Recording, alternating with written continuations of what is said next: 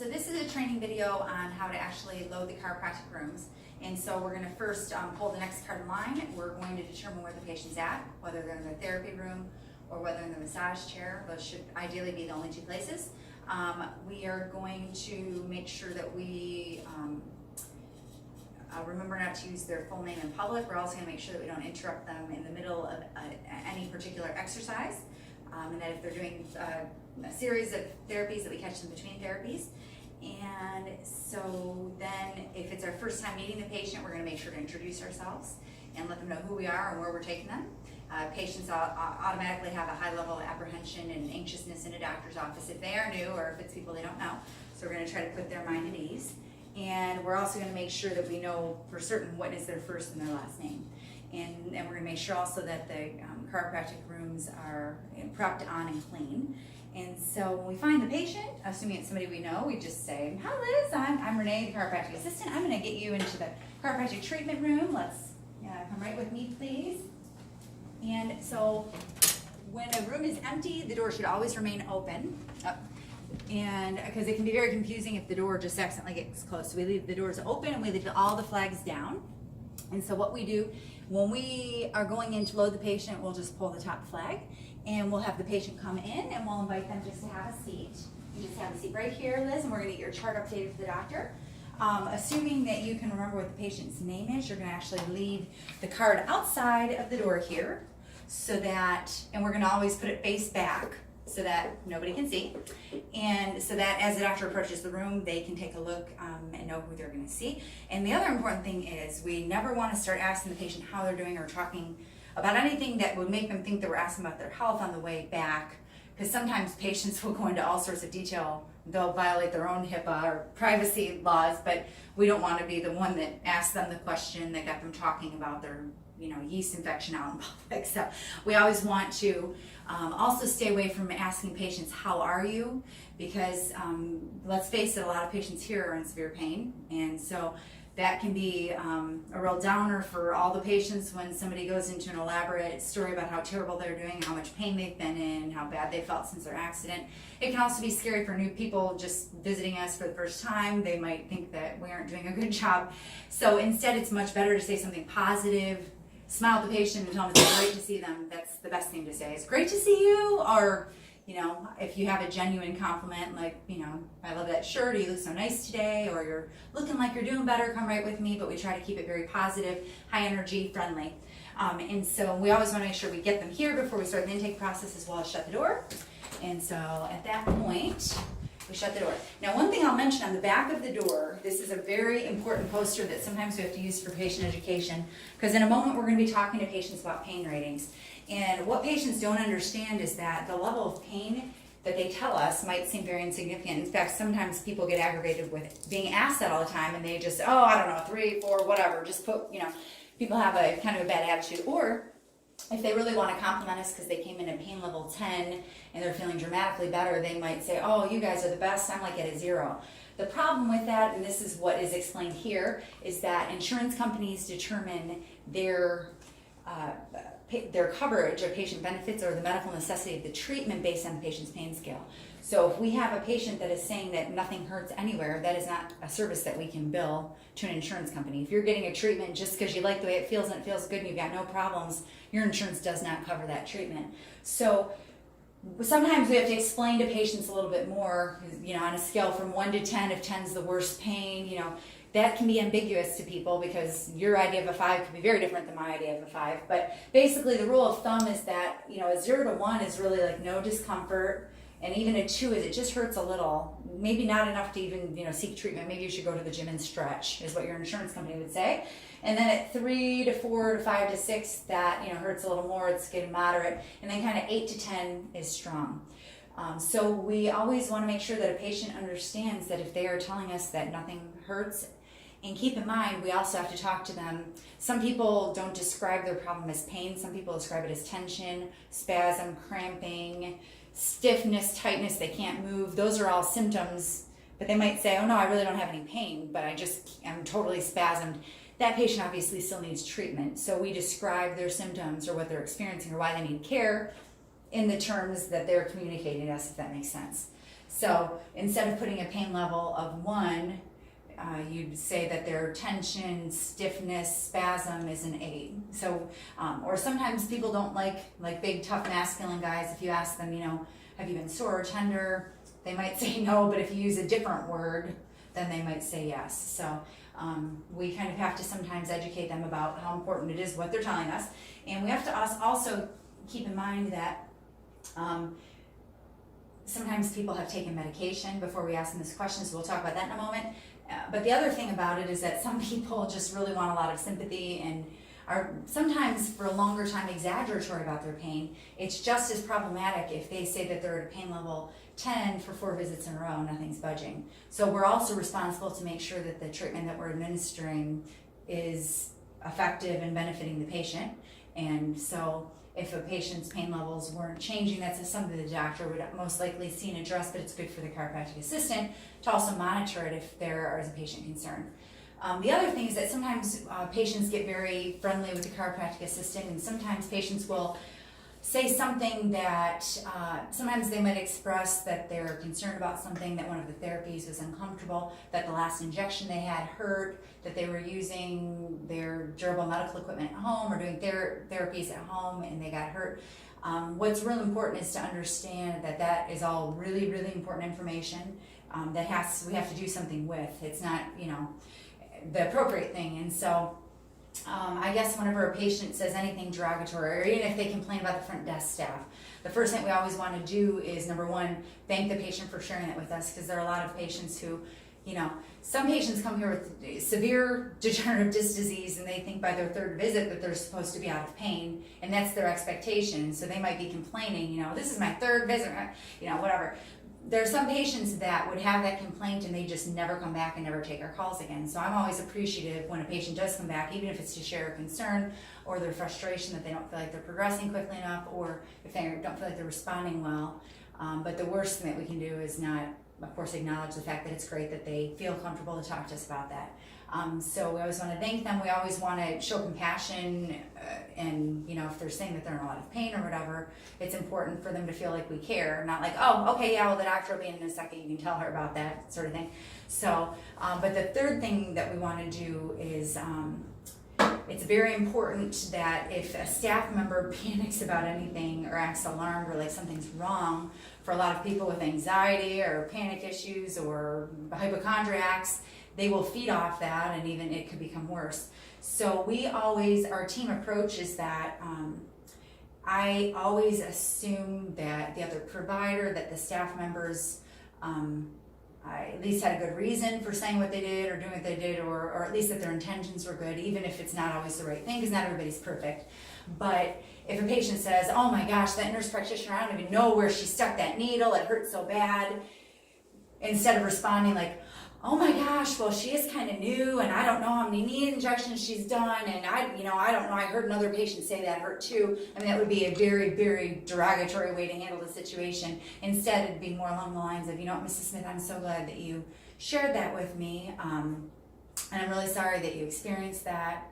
I know sometimes when you're getting treatment for osteoarthritis, it can be hard, and needles are never fun, but I'm glad that you told me that, because sometimes there are things that the nurse practitioner can do to make things more comfortable. Maybe she can use more numbing, but the point is, I'm glad that you conveyed this information. I'm definitely going to take it to the team. So anytime there's a patient concern, if it's appropriate, you can just tell the provider directly, or if it's something more related, good or bad, to the team. Even if somebody gives a great compliment, we have what's called a team meeting form. So any things that we need to share about team communication should be added to the team meeting form.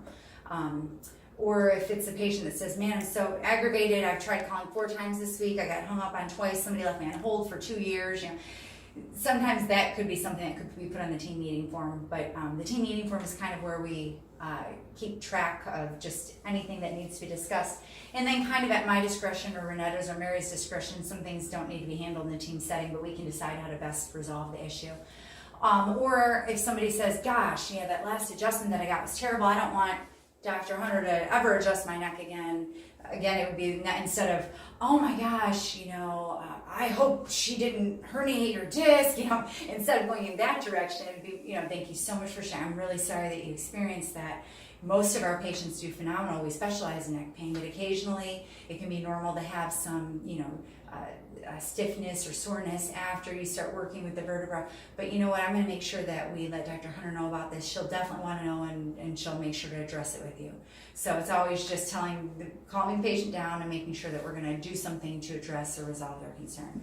So having said that, if this happens to be a new patient who has not had an examination yet, we are basically going to typically sit them in this chair, and we are not going to do any soft tissue or any treatment with the massage machines because that doesn't happen until after when we begin treatment. So if it's for the purpose of an exam, it's going to be just asking them to kindly have a seat and letting them know the doctor will be right with them, and then making sure that the chiropractor knows that someone's waiting, and if the chiropractor is tied up with somebody else, making sure they don't forget, but just making sure that this patient's seen like as soon as possible is the goal with a new patient. But if it's an existing patient, we're going to ask them to have a seat, and we're going to just let them know that we're going to be updating their chart for the doctor. And so basically, the first thing we're going to do is we're going to come over here, and we are going to put their name on this list. So at the end of the day, all of the patients that we're seeing should either be on this list or the list across the hall, and then we're going to put this back here.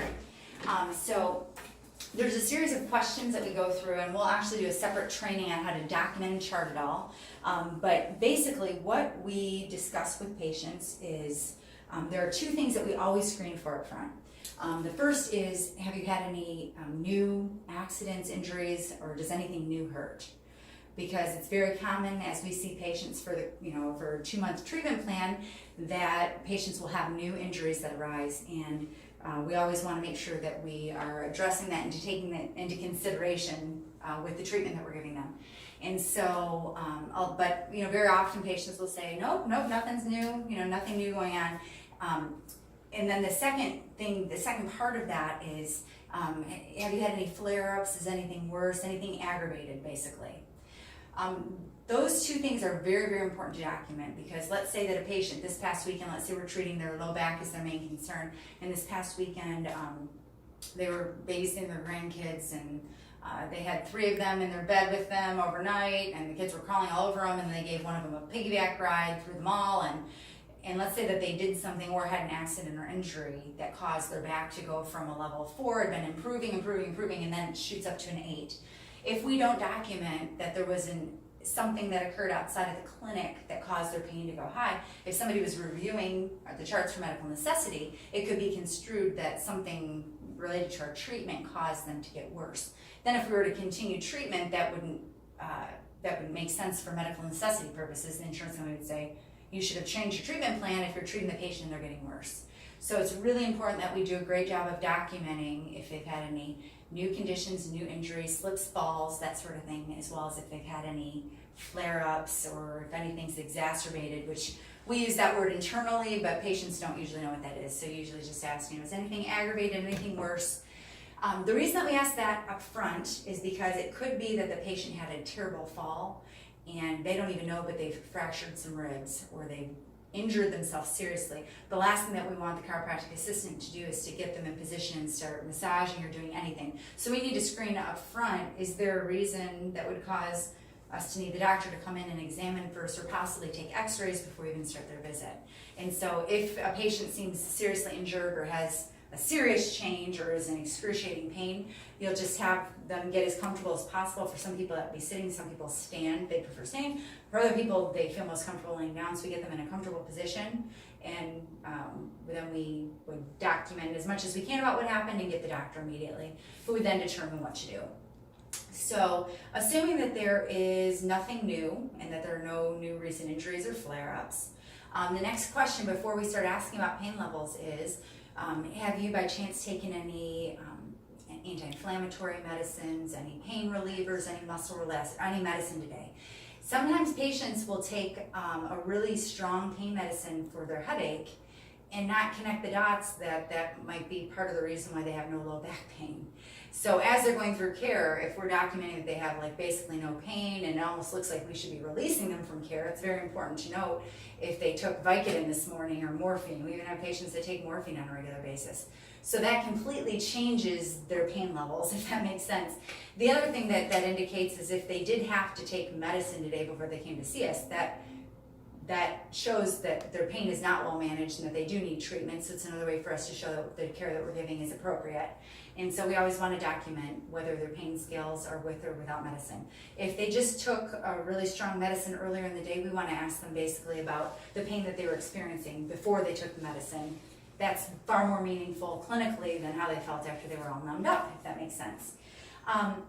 Then I kind of like to get an overall impression of the patient, because a lot of times we're treating neck, right shoulder, low back, and left knee. So it could be a lot of things, but I always like to just ask a patient, overall, would you say that since we saw you last, are you doing about the same or a little better or worse? And it's always good just to know very simplistically whether the patient feels like they're improving or getting worse or having no change at all. If they are having no change at all and it's very early on, and especially as you get used to working with patients, it's good to just always be encouraging and commend the patient. You know, we're still really early on. It's great that you're staying with it, staying consistent with treatments. The best thing that you can do, we want to commend them for taking an action to improve their health, because the biggest thing that people do is they minimize their problems or procrastinate or don't get the treatment that they need. So we want to be like cheerleaders for the patients that are, you know, doing the right thing about their spinal problems. So then, kind of when we're looking at the complaints, some people might have 3, some people could have 6. I like to start by asking where they're experiencing the most pain, and so that we can always keep in mind where their chief area of complaint is. One thing that can be a problem with patient care is that we can get caught up in what we think their goals are and forget why they're here. We have unfortunately had instances where patients come for a number of treatments, and I've done quality control checks, and I've heard things like, you know, I came here for my right wrist. Is anybody going to start treating that? And that's horrific to me, and it's definitely not good quality care. So we always want to remember where they're having the most pain, what they're most concerned about. And then we basically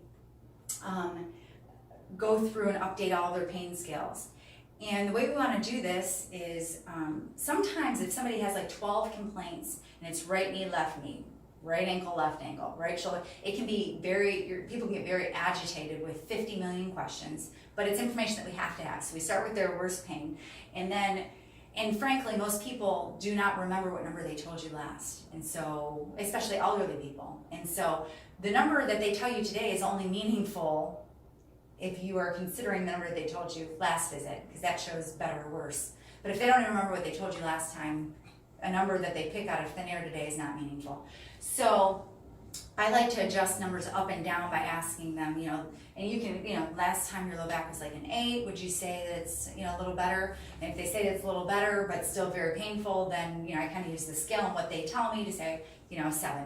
You don't have to, so sometimes if it is bilateral everything where it comes to like shoulders, knees, ankles, everything like that, you can kind of ask questions, you know, together. So your shoulders are about the same, and is one worse than the other? And very often, you know, patients will kind of tell you in that way, but we kind of help it to not be a nightmare and not make them feel like they're just pulling numbers out of thin air, if that makes sense. So we go through all the patient complaints.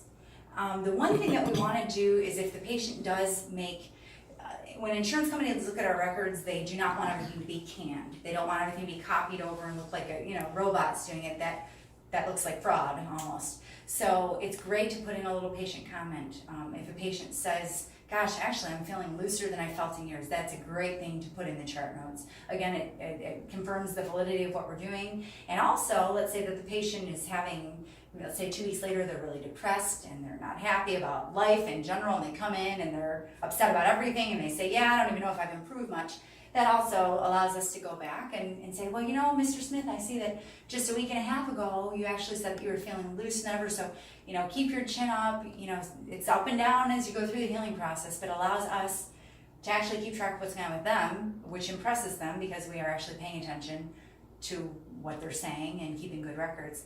Or if a patient, let's say that they are normally coming 3 times a week and there's been a long lapse in care because they went to Europe with their family. This is another reason that a lapse in care could cause them to regress. So they could go from a pain level of 4 or 5 and they might be back up at 6 or 7.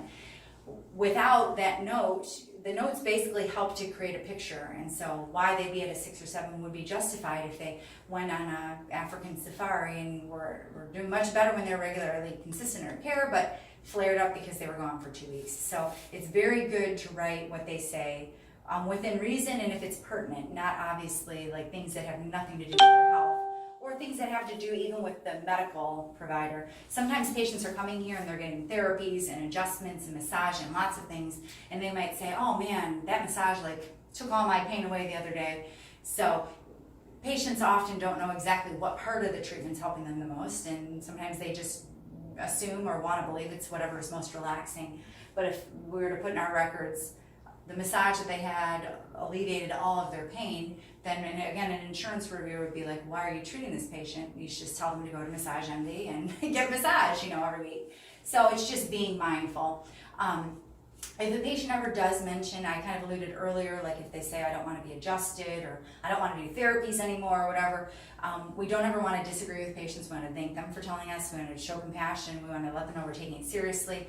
But patients also have to understand that a chiropractic assistant doesn't have the ability to change their treatment plan. They don't have the ability to tell the chiropractor, obviously, if a patient doesn't want to be treated, they can do that, but they have to understand that there's more to it than just what they think that they need. They obviously didn't go to school, so versus, for example, if a patient says, yeah, I don't ever want my low back adjusted again, I was in a lot of pain this weekend, versus telling the patient, okay, I'll tell the chiropractor not to adjust your low back. It would be more of, thank you for sharing this with me. I'm so sorry you had that experience. I'm going to bring Dr. Hunter in. I'm sure that she'll want to know and she'll talk to you about that. But you always want to defer to the provider about everything pertaining to the treatment plan, or even when it comes to therapies. Oh gosh, I don't want to do this therapy anymore. It has to be clear to the patient that that's a prescribed treatment plan, and we do alter treatment plans because everybody's different and people progress differently, and some people need modifications, but that's not something that they just go off on their own or do and think, oh, well, I told the CA that I'm not doing it anymore, so I'm done. It has to be communication with the provider and plan, so that's important as well. So assuming that we get that far, then what we're going to want to do is ask the patient if so on the patient card you'll be able to see if they do have durable medical equipment that they're supposed to be using, and also if they're prescribed and supposed to be doing home therapies. So it's a good thing to also ask them, so I see here that you have an LSO brace. Are you still using that as the nurse practitioner prescribed, or have you been wearing your cervical collar? Have you been doing your exercises? What patients like to do a lot of times is they want to put the responsibility for their health completely on us. So this is really important information, because if a patient is then distressed because they aren't better after 5 visits and they aren't getting quick results, it gives us tools to go back and suggest to them ways in which they could contribute to having better success. And so the conversation goes quite differently if we have that information. If a patient says, my neck's been killing me, but they haven't been doing their stretches and exercises, they aren't wearing their cervical collar, then the provider can come from a different standpoint and say, Mrs. Smith, I'm so sorry that you're in pain, but I see, is there a reason why you're not doing your exercises or cervical collar? Maybe one of those things is hurting them, and that's a good reason to discontinue. Maybe we need to modify or readjust their durable medical equipment, or maybe their low back brace is digging into their back. So asking these questions allows us to make their care better, but also allows us to share responsibilities. So, I know that you come see me, only once a week because 3 times a week didn't fit in your schedule. It makes it even more important for you, Mr. Smith, that you've got to be wearing your durable medical equipment. You've got to be doing your exercises if you want to get results in the clinic. So it helps us to let them know how to improve their care. And so then as we're putting this in the subjective refers to basically the information that the patient shares with us. It's really important that if there are any notes from last visit that they don't just get pasted over. So sometimes at the bottom there'll be, patient had a grandbaby and went to New York last week. And if that's pasted over the course of 2 weeks in every single chart note, that screams to a medical reviewer, these people are not paying attention. So we want to make sure there's nothing just copied over. And then basically, It's really important that we do this as efficiently as possible, because our goal is to do an excellent job of helping as many patients as we can comfortably see in a day. And so we try to avoid personal conversation. It is great if their daughter got married to say, oh, Mrs. Smith, how was your daughter's wedding? Oh, that's wonderful. But we want to always keep the conversation focused on them. Patients, grow to love us, so they'll ask us, oh, and how are you? What'd you do this weekend? Even though they ask and they might want to know, it's not really appropriate for us to ever divulge our personal business, our personal problems, our relationship, family. Of course, if they ask, oh, do you have children? It's fine to say, yes, I do. But we want to kind of redirect the conversation to them, not only to be efficient, but for professionalism purposes. We also want to, just always keep a professional boundary. For example, it wouldn't be appropriate to share your personal cell phone with a patient. Even though we get to know patients very well, it's not appropriate to have a non-professional relationship outside of the office as they're going through treatment. And, fortunately, their treatment only lasts so long, and they're, released from active care, and so then those types of things would be more appropriate later. And it's really important that patients come here and they always leave feeling better, feeling happier. So it's very important that when we're dealing with patients, especially behind closed doors, sometimes we all have things that happen in our personal life. We've got problems, we've got situations, we've got relationship issues. We don't ever want to wear that on our face and have a depressed, low energy mood, because the patient ends up leaving more depressed, more sad, more discouraged. We always want to, and there are days that we all have to fake it. We want to just put on our professionalism and remember that it's about the patients. That's why we're here. And we always want to be uplifting, encouraging, and energetic so that can be contagious to them versus the other way around. So let's talk real quickly about if a patient does have a flare-up. There's a series of questions and the computer prompts it, so it's not something that has to be memorized, but let's say that a patient was seen here last Friday and it's now Tuesday, and last Friday their back pain was a 5 and now they're an 8. And they say, oh, my back's doing terrible. There's a series of questions that we'll want to ask for documentation purposes, but ultimately to determine if there was an outside factor. So the first thing we want to find out is when exactly their low back pain increased. And a lot of times patients, again, don't want to take responsibility for the fact that they played like 4 rounds of golf and were drinking and maybe walking and doing things they shouldn't have been doing. And so we want to know when their low back pain increased, because it's very different. If they were seen last Friday and they went home and within 2 hours they were in excruciating pain, that's completely different than they left here, they felt great for 3 or 4 days, and then their low back pain was really bad Monday morning when they woke up. So we kind of have to be able to detect it a little bit, but we're basically asking them, when did you notice that your pain increased? Can you think of any reason that caused this flare-up? Did you have any accidents, injuries? Did you do anything out of the ordinary? Sometimes people will travel and they'll sleep in a bed, a different bed, and that can be all that it takes to really cause a big flare-up. And then, but sometimes patients are like, I have absolutely no idea. Honestly, sometimes systemic things will cause an increase in physical pain. Some people who are really sensitive to gluten, for example, if they eat the wrong foods, it'll cause an inflammatory response. They'll ache from head to toe. So there are a lot of different factors. But the last question I'll ask is, how did you feel right after your treatment here? Because how they felt the day after their treatment relates more to the treatment here, and helps us determine if we need to alter something about their treatment plan, because sometimes the therapies that we start them on might not agree with them all, or we need to go a lot slower. So there are ways we can modify the plan.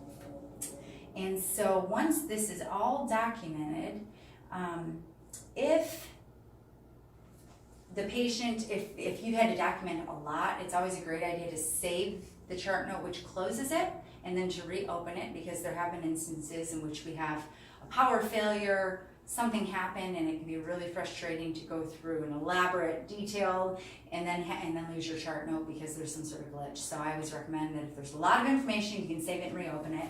And so that concludes the question part. And so the only last thing that I want to mention is that if at this point there's anything serious or concerning going on with the patient, we'll stop right here and get the doctor. But if not, we're actually going to move into the soft tissues, so we can stop this video here.